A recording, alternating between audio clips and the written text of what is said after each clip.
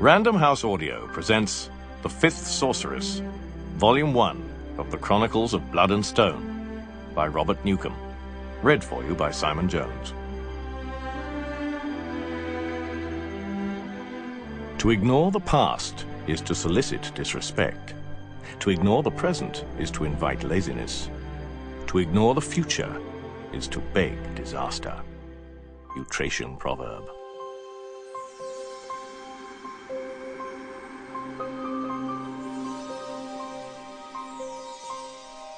The once proud war galleon was named the Resolve, and she listed drunkenly in the nighttime sea.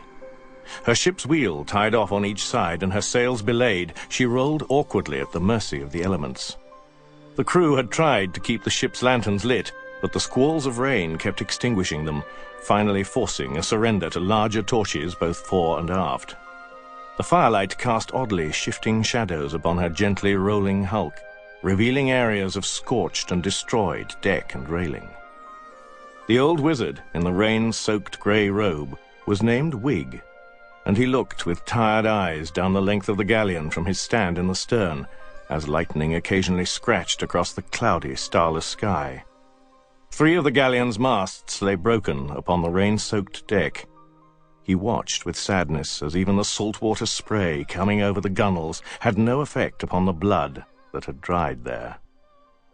The war has been hard on this ship, he reflected. The urgency of their mission had left no time to make repairs. He turned, the wet, braided wizard's tail of grey hair falling forward over his shoulder, and glanced toward the restless ocean and to the lines from the galleon, which held in tow a much smaller vessel. The second boat followed behind in jerky, hesitant intervals. There were 31 of them on board, not counting the prisoners in the hold below, and none of them had spoken since the ship's wheel had been tied off, leaving them adrift in the stormy sea. The ship's company stood before him in 2 neat lines, awaiting their orders, anxious to relieve themselves of their burden. He beckoned to the captain of the guard. "Bring them up," Wig said simply. The captain hesitated. All night he had been trying to summon the courage to ask the question, and all night he had been reminding himself that second-guessing the orders of any of those in the grey robes was never wise. "Forgive me, Lord, but are you sure they have been sufficiently weakened?" he asked. They had been sailing due east for 15 days, and during that time they had severely limited the prisoners' rations, as per the wizard's orders. "We have no choice," Wig said gently. "I have my orders from the Directorate. Besides, you know as well as I that 15 days into the Sea of Whispers is the farthest we can go. No, we must finish this now." The captain bowed, then commanded a small company of officers to follow him below. The wizard looked back out to sea, not anxious to face the ones they were to bring up on deck. Wig closed his eyes, remembering the past he would much rather forget. The 4 prisoners below decks had been the leaders and the most difficult to capture. Thankfully, as far as he and the recently formed Directorate knew, all the rest of their confederates had perished in the insurrection. The flat, iron-braced door to the hold suddenly lurched up and over, falling backward noisily onto deck. One by one, 4 women emerged, their bare feet shackled in irons, their hands manacled in front of them. Even as powerful as he knew himself to be, he felt a chill go up his spine as the soldiers prodded the prisoners into line before him. Each in turn raised her face. He could feel the hate in their eyes, reminding him once again of who and what they were. Sorceresses of the Coven. The blonde, the redhead, and the 2 brunettes stood unsteadily but defiantly before him on the slippery rolling deck. Their once luxurious gowns were torn and scorched, and their hair was dishevelled, matted against shoulders and breasts. He tried not to notice the pentangle that appeared upon each dress in faded gold embroidery. The rationing of food and water over the last 15 days had produced the desired effect. They looked thinner and weakened. Weakened, he hoped, to the point that they were now powerless. At the very least, enough so that he could overcome their combined efforts if need be. For unlike his brothers, the females of endowed blood had found a way to join their power, making them far more dangerous when together. He turned his attention to the woman at the end of the line to the right. She was exquisitely beautiful. The streaks of premature grey in her black hair only gave her a more dominating demeanour.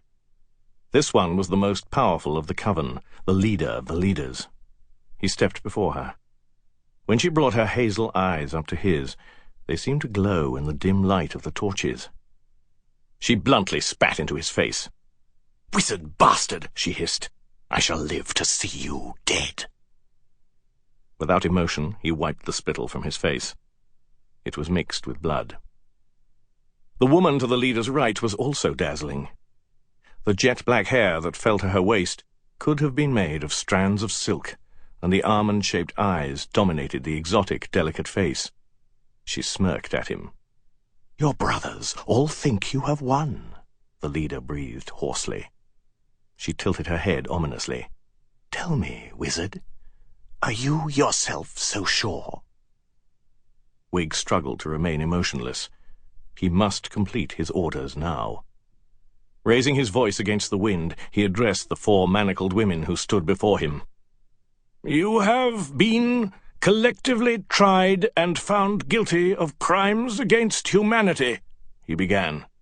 "The charges include inciting civil war, revolution, murder, the rape and torture of both sexes, and systematic pogroms of military and civilian citizens alike. Despite the overwhelming demands from the populace that we separate each of you from your heads, the Directorate has chosen to be compassionate. Therefore, it is the order of the Directorate that you be exiled for the remainder of your lives.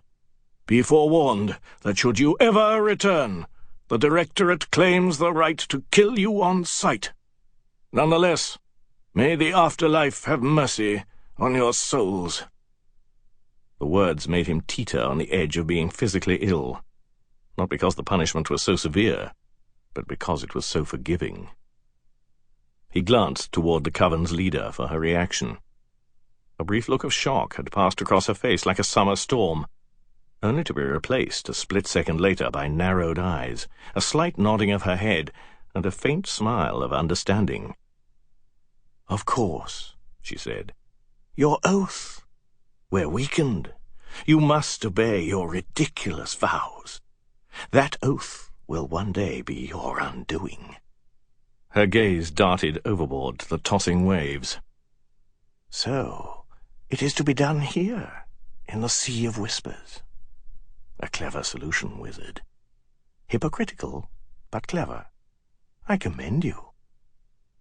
Ignoring the insults, the wizard commanded that the skiff in tow be hauled alongside and secured to the galleon. A rope ladder was lowered into the smaller craft. Casks of hard tack, salted meat, potable water, and 2 lanterns were lowered in. Oars and the components of a rudimentary mast, sail, and rudder were also carefully lowered down, but left unassembled. At the direction of the wizard, the captain of the guard unlocked the shackles and manacles, freeing the women. He then beckoned 3 of his officers forward, ordering them to draw their swords, as he also did. A sword point to each of their backs, the women began to shuffle stiffly toward the now open gunwale gate. The wizard watched as each of the first 3 turned to look at him in the eye before clambering down the crude rope ladder and into the skiff. Their leader was the last. Partway down the ladder she turned back and locked eyes with the wizard. "Your new so-called Directorate has miscalculated, wizard," she gloated. "The food and drink will give us strength. My first order shall be to set sail back to our homeland and plan your death." Then, to the captain's puzzlement, the wizard extended the first 2 fingers of his left hand, pointing them at either side of the rope ladder. Immediately the ropes on each side began to uncoil and separate, causing her to fall the remaining distance into the skiff.